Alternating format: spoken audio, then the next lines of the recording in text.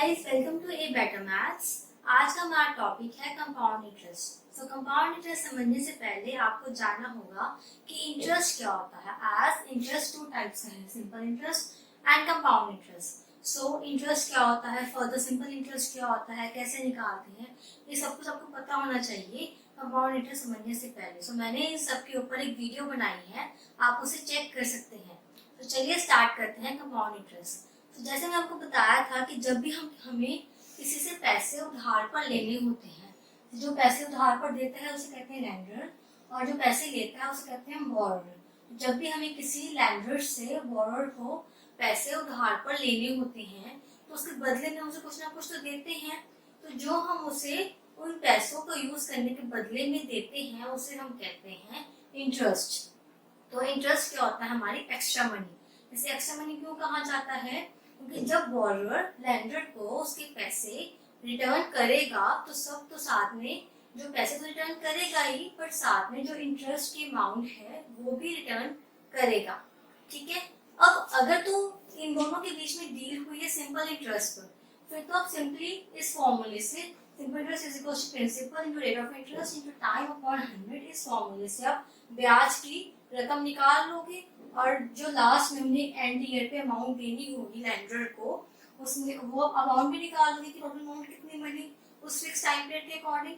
But अगर आपकी जो डील है, इन दोनों की जो डील है वो अगर कंपाउंड इंटरेस्ट पे हुई है, तो लोन पे करने का सिनेरियो साथ में जो अमाउंट पे करने का सिनेरियो वो इस सबसे कंप्लीटली डिफरेंट है। So let's just find out. So अब मैं आपको एक एग्जांपल की हेल्प से एक्सप्लेन करूंगी कि कंपाउंड इंटरेस्ट क्या होता है, और इसके साथ ही आपको simple interest and compound interest में जो डिफरेंस है वो भी समझ में आ जाएगा। सो let's just start. We have principal is equal to rupees 5,000, rate of interest is 10% per annum, time is 2 years, find amount। मतलब हमारे पास प्रिंसिपल 5,000 है, रेट ऑफ इंटरेस्ट हमारे पास 10% है, टाइम 2 years है, हमें अमाउंट निकालनी है। तो सबसे पहले हम क्या करेंगे, पहले साल का इंटरेस्ट और अमाउंट निकालेंगे, फिर दूसरे साल का इंटरेस्ट अमाउंट निकालेंगे, फिर हम लास्ट निकालेंगे कि एंड अमाउंट कि हमें टोटल कि हर साल हमें कितना इंटरेस्ट पड़ा और से कितने अमाउंट पड़ी, टोटल हम अमाउंट निकालेंगे कि लास्ट में हमें जब वो लोन पे करना होगा तो हम लास्ट में टोटल अमाउंट कितनी पे करेंगे वो हम लास्ट में निकालेंगे। तो स्टार्ट करते हैं फर्स्ट ईयर वाले इंटरेस्ट से। तो फर्स्ट ईयर का हम इंटरेस्ट कैसे निकालेंगे, सिंपल इंटरेस्ट, हमारे सिंपल इंटरेस्ट के फॉर्मूले से, which is P into R into T upon 100। हमारा प्रिंसिपल क्या है 5,000, हमारा रेट ऑफ इंटरेस्ट है 10, हमारा टाइम 1 ईयर, हम फर्स्ट ईयर निकालें, टाइम को 1 ईयर लिखेंगे, divide by 100। So we get our interest is equals to 500। मतलब पहले साल 5,000 पर 10% का इंटरेस्ट, मतलब पहले साल हमें 500 रुपए इंटरेस्ट पड़ा 5,000 पर। ठीक है। तो हमारी अमाउंट क्या होगी पहले साल की, P प्लस सिंपल इंटरेस्ट। तो हमारा P क्या है 5,000, हमारा सिंपल इंटरेस्ट क्या है 500। तुम्हारी अमाउंट पहले साल की क्या होगी 5,500। मतलब हमें पहले साल 5,500 रुपीज देने होंगे। ठीक है। अब हम यही इंटरेस्ट अब हम निकालते हैं कंपाउंड इंटरेस्ट पहले साल का। तो कंपाउंड इंटरेस्ट पहले साल का हम सिंपल इंटरेस्ट के फॉर्मूले से ही निकालते हैं। ठीक है। सो कंपाउंड इंटरेस्ट पहले साल का हमारा क्या होगा, P into R into T upon 100। हम इसे हम सिंपल इंटरेस्ट ही लिखेंगे क्योंकि पहले साल का कंपाउंड इंटरेस्ट और सिंपल इंटरेस्ट सेम होता है। So we get 5,000 into 10 into 1 upon 100। So we get is 500। पहले साल का इंटरेस्ट 500 आ गया, तो अमाउंट हमारी क्या होगी, वही P plus I which is 5,000 plus 500। So we get is 5,500। So मतलब पहले साल का जो सिंपल इंटरेस्ट और कंपाउंड इंटरेस्ट की का ब्याज की रकम ये वाली, ये भी सेम होगी और अमाउंट भी सेम होगी, हम निकालेंगे यही फॉर्मूला से। ठीक है। अब आते हैं हम सेकेंड ईयर से। इसको थोड़ा ध्यान समझना बिकॉज यहाँ पर ही मेन चेंज आता है कंपाउंड इंटरेस्ट में। तो सेकेंड ईयर का जो सिंपल इंटरेस्ट वो तो हम सिंपली इसी फॉर्म से निकाल लेंगे, वही simple interest is equal to 5,000 into 10 into 1 upon 100। तो हमारा सेकेंड ईयर का इंटरेस्ट क्या आ गया 500। तो अमाउंट हमारी सेकेंड ईयर क्या होगी, हमें फर्स्ट ईयर की अमाउंट में सेकेंड ईयर का इंटरेस्ट ऐड हो जाएगा। सो क्या होगा 5500 प्लस 500 विच इज 6000। ठीक है, तो अब आई होप आपको समझ आ गया हो कि मैंने तो ये कैसे किया कि फर्स्ट ईयर की अमाउंट में मैंने इंटरेस्ट सेकेंड ईयर के इंटरेस्ट को ऐड कर दिया, जिससे मेरे पास सेकेंड ईयर की अमाउंट आ गई। तो मेरी एंड अमाउंट क्या होगी इज 6000। करेक्ट, तो हम निकाल लेंगे कंपाउंड इंटरेस्ट सेकेंड ईयर का। तो जब हमने कंपाउंड इंटरेस्ट सेकेंड ईयर का निकालना होता है तो इसमें क्या होता है कि जो आपका प्रिंसिपल होता है, ये प्रिंसिपल हम सेम ये 5000 नहीं लेते, बल्कि ये प्रिंसिपल जो फर्स्ट ईयर की अमाउंट होती है वो लेते हैं। तो फर्स्ट ईयर की अमाउंट बनती है हमारा सेकेंड ईयर का प्रिंसिपल विच इज P2। तो अब इसका इंटरेस्ट निकालने के लिए क्या करेंगे, P2 into R into T upon 100। सो P2 हमारे पास क्या है 5500, हमारा आर क्या है 10 into 1 upon 100। So we get is 550। ठीक है, हमारी अमाउंट क्या हुई अब प्रिंसिपल हमारा क्या था 5500 प्लस हमारे इंटरेस्ट की अमाउंट क्या थी 550। तो हमारे पास क्या आया सॉल्व करके 06। तो हमारी सेकेंड ईयर की अमाउंट क्या बनी ₹6050। हमारी एंड अमाउंट क्या बनी ₹6050। तो जैसे सिंपल इंटरेस्ट में हमने क्या किया, हमने जो प्रिंसिपल था वो हमने हमेशा सेम रखा। हम हर ईयर फर्स्ट ईयर के सेकेंड ईयर के हमारा प्रिंसिपल सेम था और हमने उसी प्रिंसिपल के ऊपर हमारे ब्याज की रकम निकाली, सिंपल इंटरेस्ट निकाली और फिर हमने अमाउंट निकाली। ठीक है, बट कंपाउंड इंटरेस्ट में क्या होता है, जब आपको फर्स्ट ईयर में तो जो प्रिंसिपल है ऑलरेडी वही यूज करेंगे, बट सेकेंड ईयर में प्रिंसिपल कौन सा यूज करते हैं, जो फर्स्ट ईयर की अमाउंट होती है ये वो सेकेंड ईयर में तो फर्स्ट ईयर की अमाउंट को हम एज अ प्रिंसिपल यूज करते हैं सेकेंड ईयर में। तो जो सेकेंड ईयर की अमाउंट जो होगी वो हमारी प्रिंसिपल बन जाएगी थर्ड ईयर की। ठीक है, तो कंपाउंड इंटरेस्ट में क्या होता है कि जो पहले वाले ईयर की अमाउंट होती है वो नेक्स्ट ईयर का प्रिंसिपल बन जाती है। तो फर्दर 3, 4, 5 ईयर से क्या होगा, जो थर्ड ईयर की अमाउंट होगी वो फोर्थ ईयर का प्रिंसिपल बन जाएगी, वैसे फोर्थ ईयर की अमाउंट फिफ्थ ईयर का प्रिंसिपल बन जाएगी। तो ऐसे ही तो इसमें मतलब जो प्रिंसिपल है वो कभी सेम नहीं रहता। सो डिफरेंस कंपाउंड इंटरेस्ट में क्या है कि सिंपल इंटरेस्ट में जो प्रिंसिपल है P है वो हमेशा सेम रहेगा, बट कंपाउंड इंटरेस्ट में जो प्रिंसिपल है वो हमेशा डिफर करेगा आपके एक फिक्स यूनिट ऑफ टाइम से। जैसे यहाँ पे 2 इयर्स था तो 2 इयर्स को हमने 2 इयर्स में डिवाइड कर दिया, फर्स्ट सेकेंड ईयर। तो एवरी ईयर के अकॉर्डिंग वो प्रिंसिपल आपका डिफर करेगा कंपाउंड इंटरेस्ट में, बट सिंपल इंटरेस्ट में सिर्फ प्रिंसिपल सेम रहेगा। तो ये है डिफरेंस सिंपल इंटरेस्ट और कंपाउंड इंटरेस्ट का। ठीक है, एंड जो रेट ऑफ इंटरेस्ट है वो सेम रहेगा सिंपल इंटरेस्ट में, but compound interest rate of interest differ कर सकता है। जैसे कि हो सकता है कि डी हो कि पहले साल आपका रेट ऑफ इंटरेस्ट 10% है पर दूसरा आपका रेट ऑफ इंटरेस्ट 12% है, ऐसा हो सकता है, बट वो कुछ केसेस में, सभी केसेस में नहीं। ठीक है, तो मेन डिफरेंस क्या है कि principal remains same, principal differs after a fixed unit of time. R remains same, rate of interest remains same, but rate of interest may differ according to the deal. अब compound interest की value हमेशा simple interest की value से ज्यादा होगी। You can check that interest की value 2 years के बाद क्या आई 6000, बट कंपाउंड इंटरेस्ट की वैल्यू 2 इयर्स के बाद क्या आई 6050। तो कंपाउंड इंटरेस्ट की वैल्यू चाहे टाइम पीरियड सेम हो, amount principal same, rate of interest same हो, बट कंपाउंड इंटरेस्ट की वैल्यू हमेशा ज्यादा होती है सिंपल इंटरेस्ट की वैल्यू से। इसलिए जब भी लोन की डील्स होती हैं most of the time compound interest पर ही होती है। ठीक है, अब इसमें एक और पॉइंट है नोट करने वाला कि जैसे यहाँ पे 2 इयर्स था तो हमने इस तरह से निकाल दिया, बट अगर जस्ट इन केस यहाँ पर 2 की बजाय 5 इयर्स हो तो 5 इयर्स का इंटरेस्ट निकालना और एंडेड अमाउंट निकालने के लिए क्या आप बार बार इस तरह से सॉल्व करोगे कि पहले आप इंटरेस्ट निकालोगे फर्स्ट ईयर का, फिर अमाउंट निकालोगे, फिर उस अमाउंट को आप एज ए प्रिंसिपल यूज करोगे सेकेंड ईयर में, सेकेंड ईयर का इंटरेस्ट निकालोगे, फिर अमाउंट निकालोगे, इस अमाउंट को थर्ड ईयर के प्रिंसिपल से यूज करोगे। मतलब ऐसे 5 इयर्स के लिए आप इतना लंबा प्रोसेस फॉलो करोगे, बहुत लेंथी और कॉम्प्लेक्स प्रोसेस है ना, राइट। सो इसका कोई ना कोई फॉर्मूला होना चाहिए ना, एक शॉर्ट फॉर्मूला, जिससे आपकी सारी कैलकुलेशंस कम हो जाए और अब एक ही गो में ये सारा इंटरेस्ट जो 5 years का इंटरेस्ट है और अमाउंट है, एनुअल अमाउंट, आप निकाल सको। सो लेट्स जस्ट फाइंड आउट क्या है वो फॉर्मूला। सो जैसे लास्ट सिनेरियो में हम बात कर रहे थे कि प्रिंसिपल एक फिक्स यूनिट ऑफ टाइम के अकॉर्डिंग चेंज होता है, कि उस सिनेरियो में principal year by year change हुआ, कि फर्स्ट ईयर में कुछ और था, सेकंड ईयर में कुछ और था, कि after every year principal change हो रहा था। तो जब principal after every year change होता है तो उससे हम कहते हैं कि that interest is compounded annually. जो इंटरेस्ट है वो एनुअली के हिसाब से, मतलब पर ईयर के हिसाब से। जब इंटरेस्ट पर ईयर के हिसाब से होता है तो हम कहते हैं कि इंटरेस्ट इज, जब rate of interest per year के हिसाब से होता है, मतलब पर एनम के हिसाब से होता है, और principal after every year change करना होता है, तो उससे हम कहते हैं कि इंटरेस्ट इज कंपाउंडेड एनुअली। तो when interest is compounded annually, so let principal be rupees p, the rate of interest be rupees r% per annum, time be n years, ठीक है।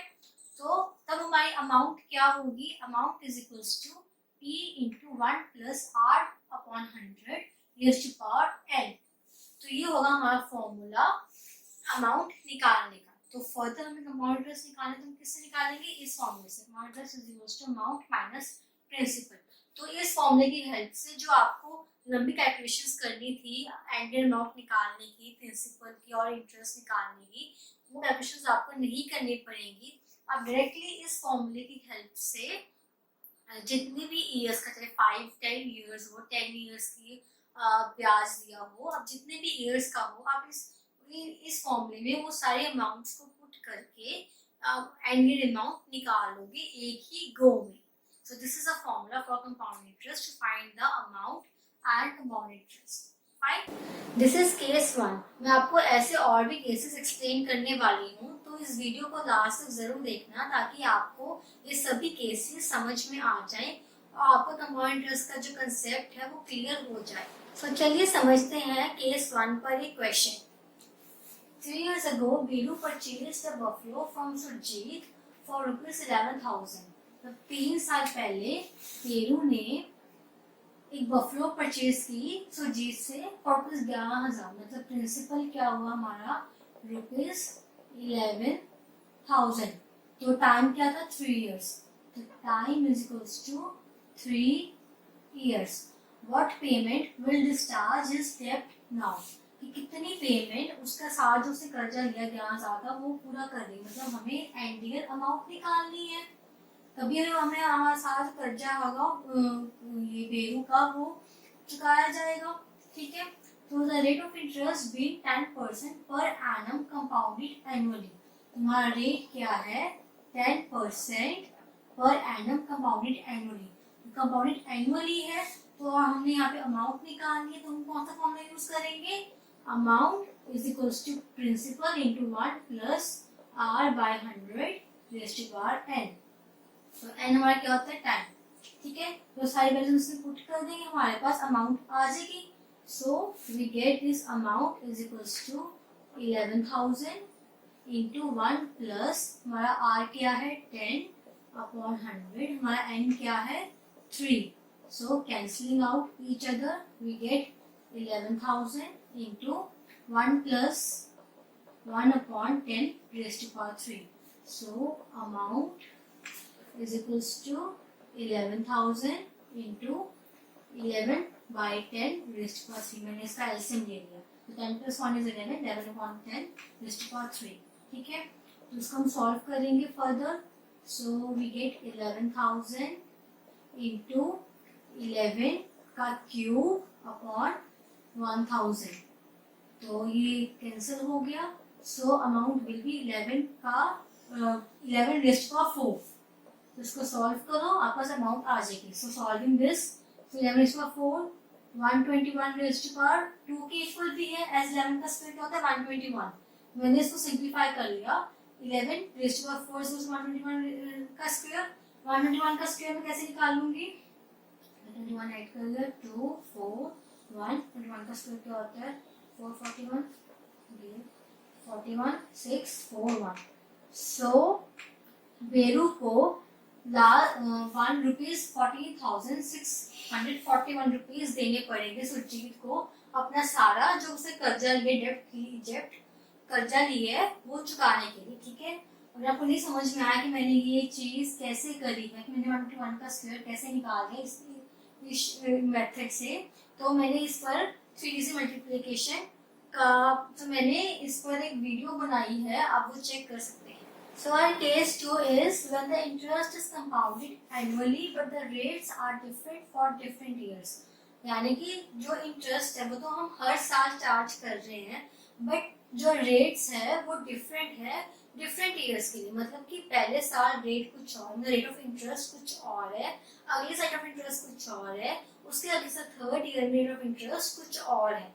तो तब हम कैसे निकालेंगे हमारी एंड ईयर अमाउंट, तो वो कैसे निकालेंगे कि the net principal be rupees p, time is 2 years and let the rates of interest be R1% per annum during the first year and R2% per annum during the second year.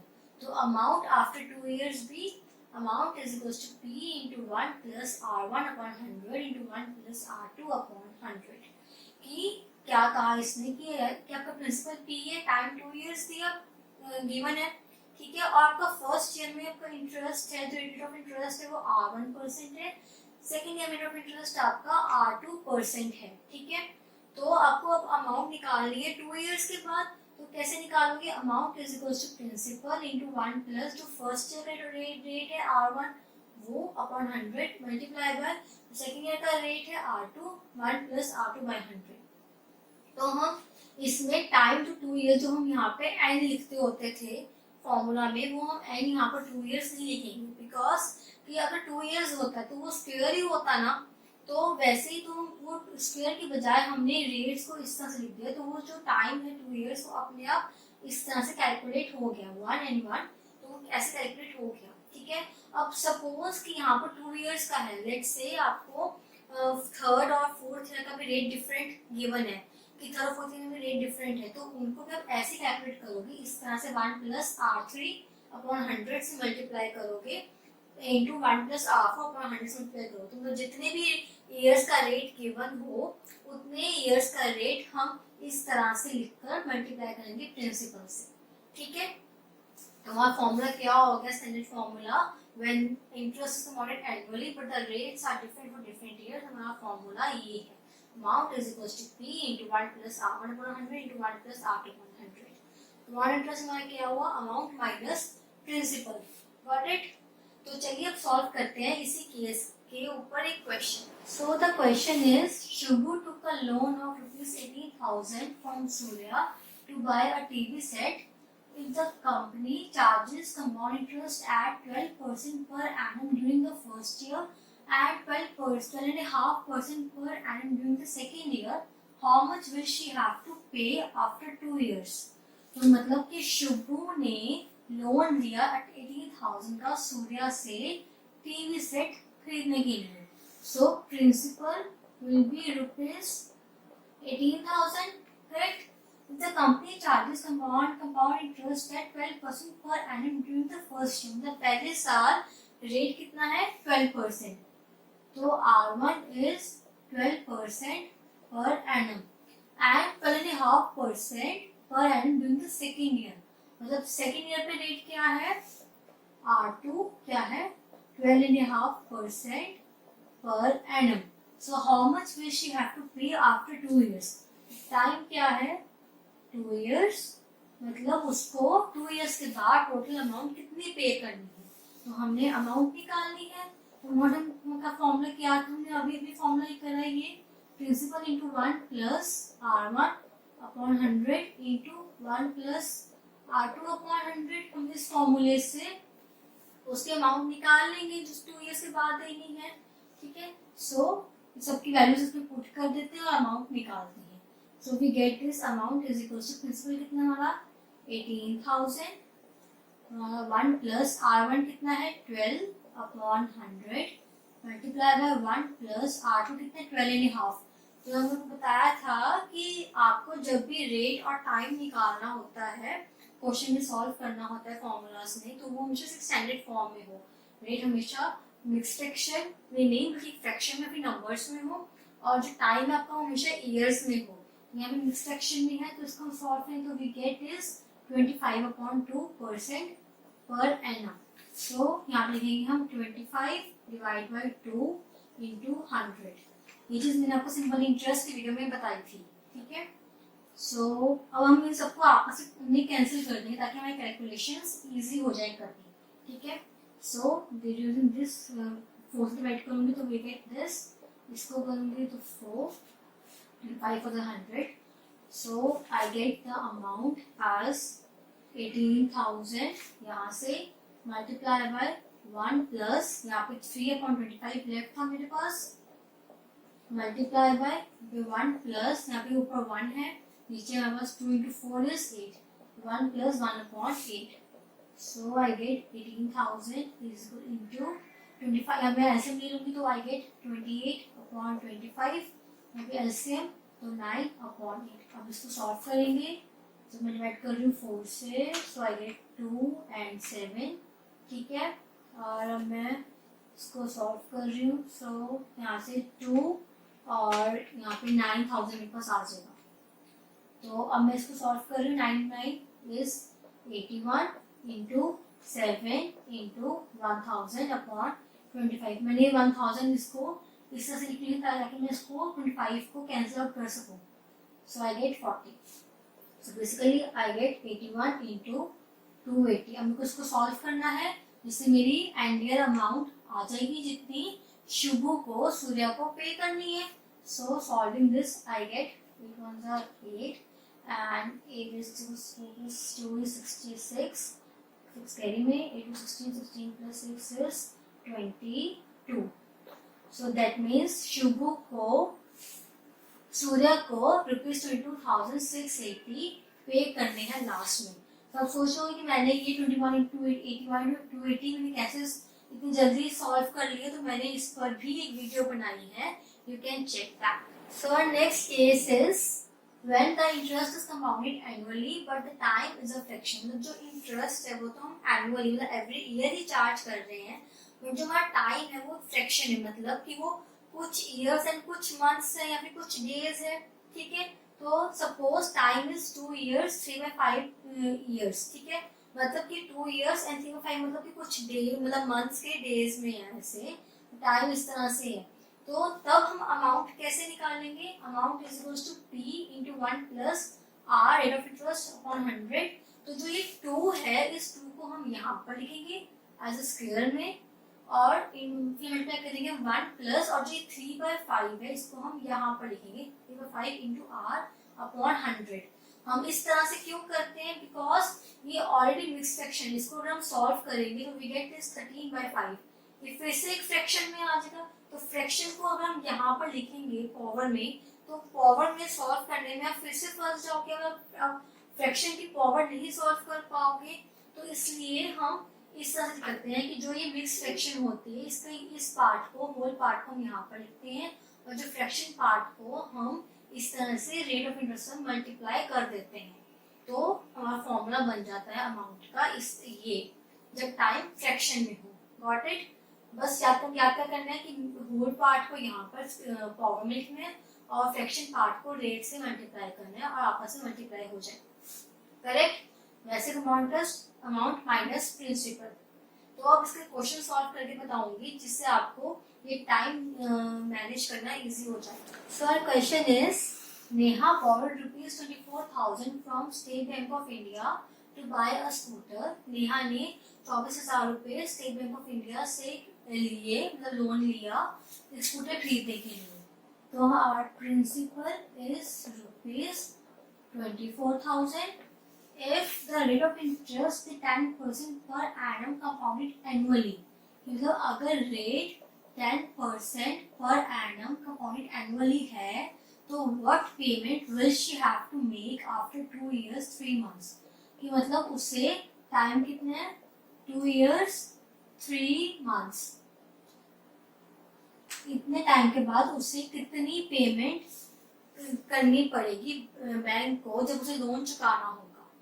तो अब हमारा time है 2 years 3 months, तो इसको हम years में convert करेंगे पहले, तो हमारा टाइम क्या बन जाएगा 2 इंटू 3/12 ईयर्स। एज 1 ईयर में 12 मंथ्स होते, तो मैंने इस तरह से 3/12 लिख लिया। आई आपको पता होगा कि चीज कैसे करते हैं। सो कैंसलिंग आउट, तो मेरा टाइम क्या हो गया 2 1/4 ईयर्स। मेरा टाइम एक फ्रैक्शन मिक्स फ्रैक्शन में आ गया। जैसे अभी आपने फॉर्मूला बताया था कि जब टाइम एक फ्रैक्शन में हो तो हम अमाउंट कैसे निकालते हैं। Amount is equals to principal into 1 plus R upon 100। जो होल पार्ट होता है, जैसे होल पार्ट 2 है, 2 को हम यहाँ पर लिखेंगे। उसके बाद 1 प्लस जो फ्रैक्शन पार्ट होता है इसको हम इस तरह से आर से मल्टीप्लाई करेंगे। ठीक है, तो अब इस फॉर्मूले में पी और आर की वैल्यूज डाल के अमाउंट निकाल लूंगी। जितनी अमाउंट नेहा को बोरो पे करनी है स्टेट बैंक ऑफ इंडिया को after 2 years 3 months। So doing this हमारा पी कितना है 24,000 इंटू 1 प्लस आर कितना है 10/100 का स्क्वायर इंटू 1 प्लस 1/4 इंटू 10/100। तो कैंसिल आउट कर दूंगी इस कैलकुलेशंस के लिए। So I get is 24,000 into 1 plus 1/10 का स्क्वायर into 1 plus 1/4 चला गया 1 plus 40। So solving all this I get as amount is equals to 24,000 into, यहाँ से एलसीएम लूंगी। सो आई गेट इज 11/10 का स्क्वायर। यहाँ से एलसीएम इसका, तो 40 + 1 इज 41/40। ठीक है, तो अब मैं इसको करूंगी 0 0 कैंसिल हो गया। 4 is 600। यहाँ से 10 का स्क्वायर 100 आ जाएगा, तो मैं इसको यहाँ पे ऐसे कैंसिल कर सकती हूँ। So what I get is 6 multiply by 11 का स्क्वायर कितना है 121 multiply by 41। So which is 121 into 6 to 4, मैं 6 और 41 को मल्टीप्लाई करके आपस में। सो मुझे इसको मल्टीप्लाई करना है जिससे मुझे अमाउंट आ जाएगी। So multiplying this I get this 6 4 4 plus 12 is 16, 2 plus 6 is 8 and 8 plus 8 is 16, 2 4 4 plus 4 is 8 and 2। So मेरी अमाउंट क्या हुई this। So my amount will be 29766 rupees।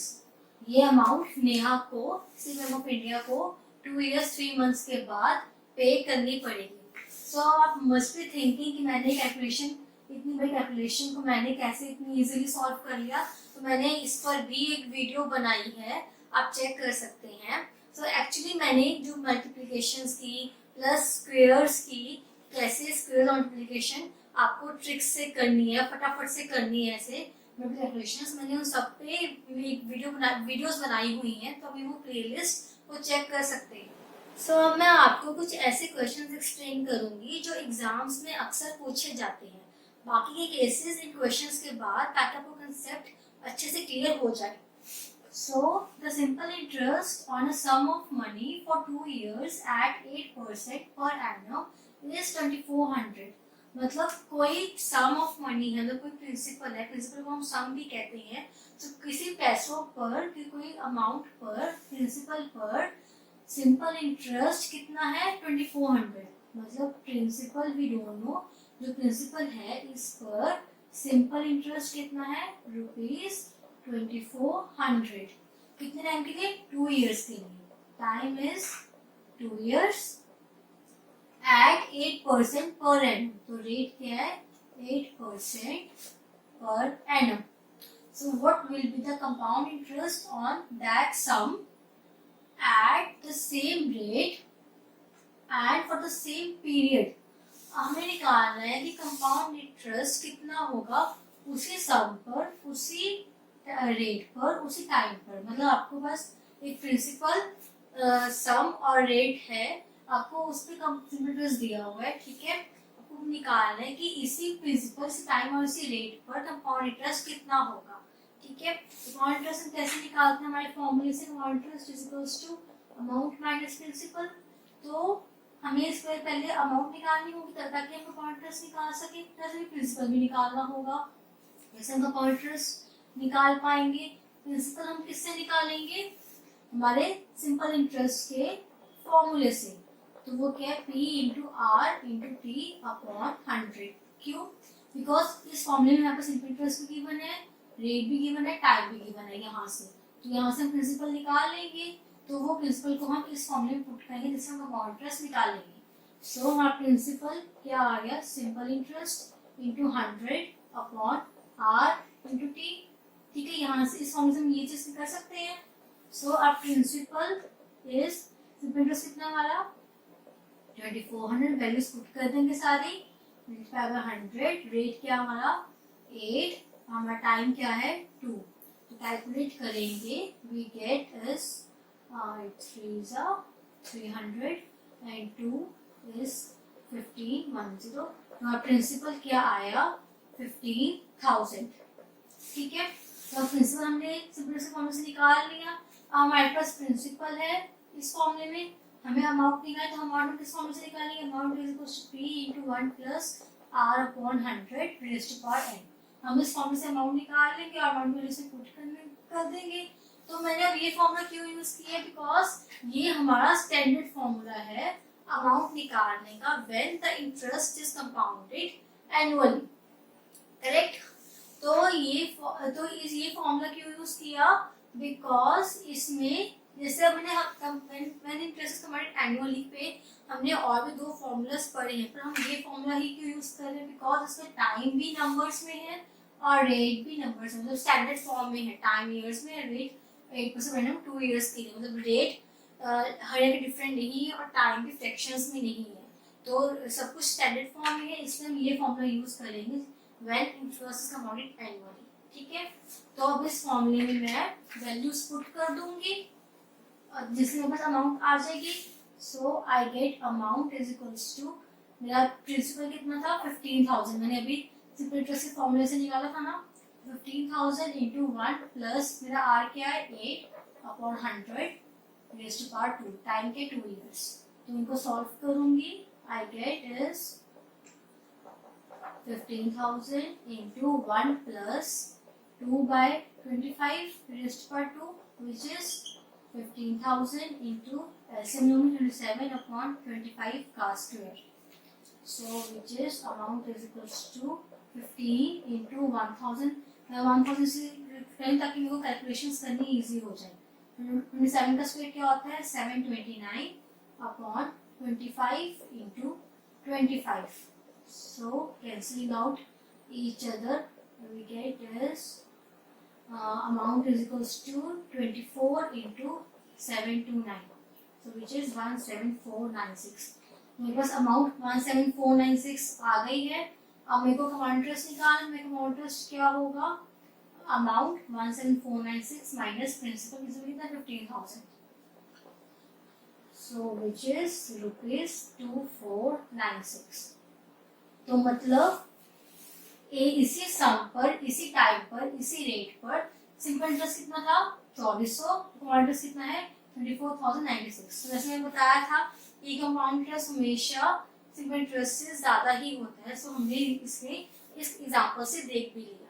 ठीक है, so the next question is the difference between compound interest and simple interest on a certain sum for 3 years at 10% per annum is 93। Find the सम।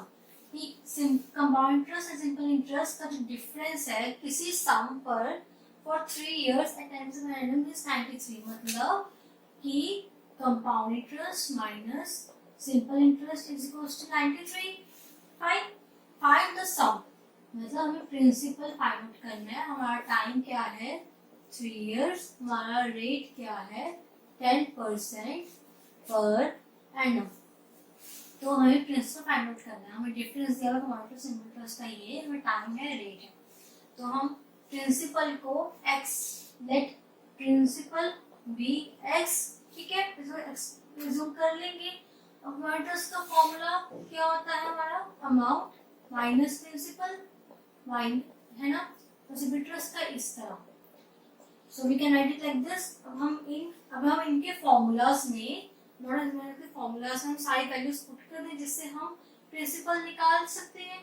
तो हमारा amount का formula क्या है, P into 1 plus R by 100 raise पर n, और interest का formula बस क्या है, P into R into T upon 100। तो ये दो फॉर्मूलाज में हम सारी वैल्यूज पुट कर देंगे जिससे हमारे पास प्रिंसिपल आ जाएगा। क्यों, हमारे पास R भी है, टाइम भी है। फिर इसको हमने एक्सपेक्ट करें तो हमारे पास इक्वेशन एक बन जाएगी।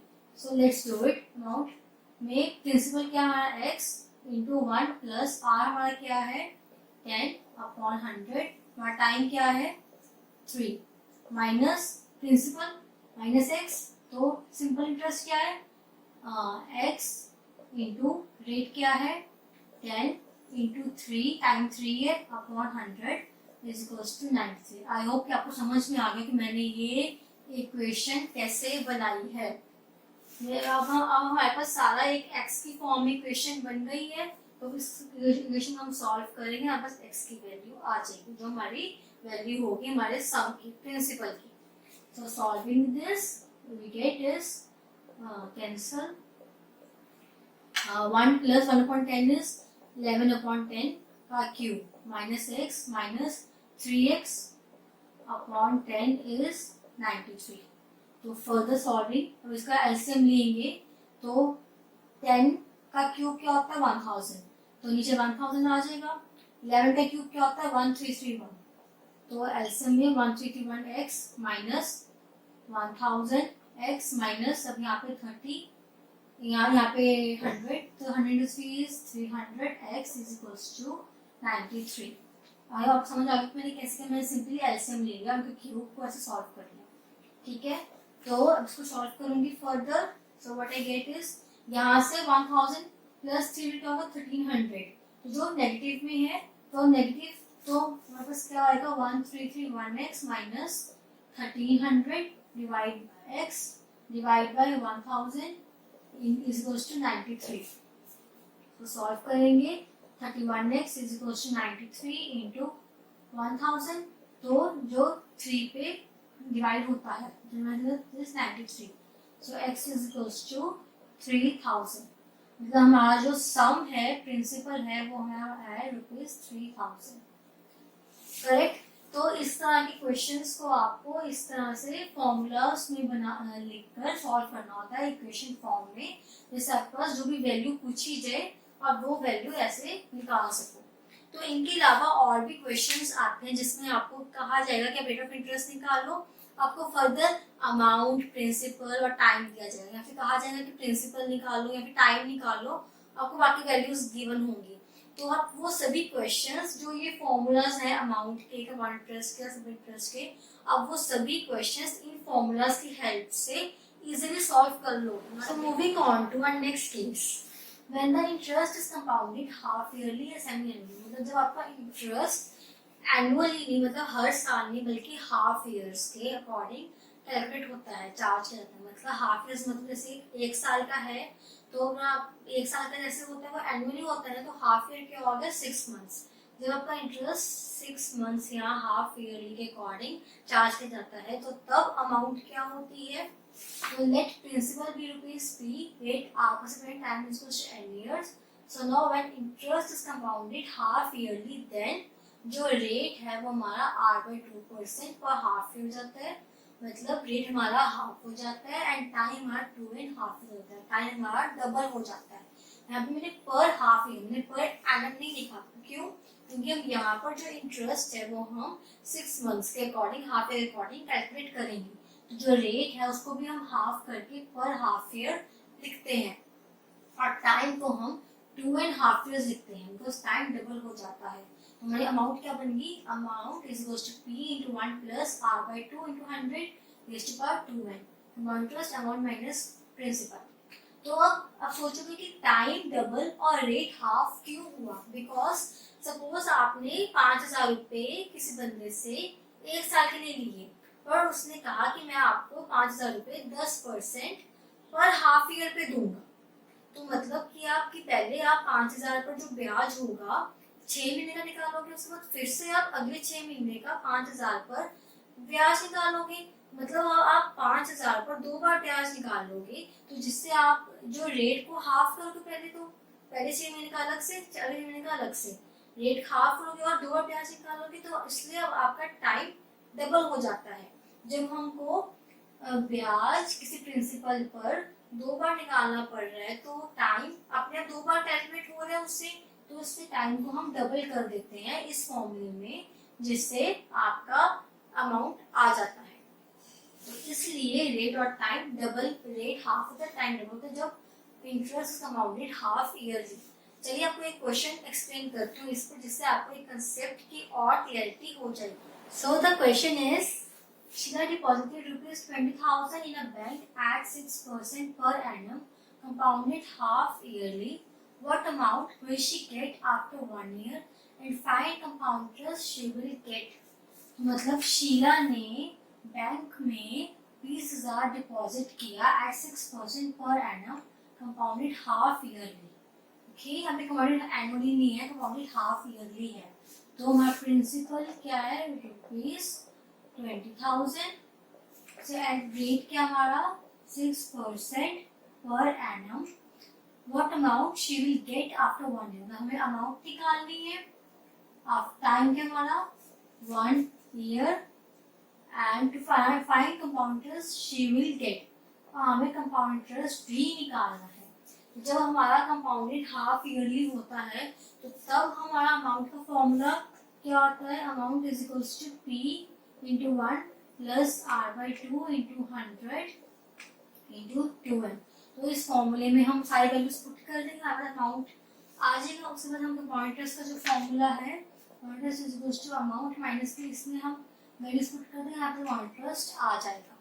सो डूइंग दिस 20,000 प्रिंसिपल कितना है पास 20,000 into 1 प्लस यहाँ पास R क्या है 6/2 into 100 मल्टीप्लाई बाय 2n। तो हमारा टाइम क्या है 1 year, 2 into 1 is 2, so cancelling each other we get 20,000 into 1 plus 3/100 का square, so amount will be 20,000 into 103/100 का square, ऐसे मिलेगा यहाँ पे।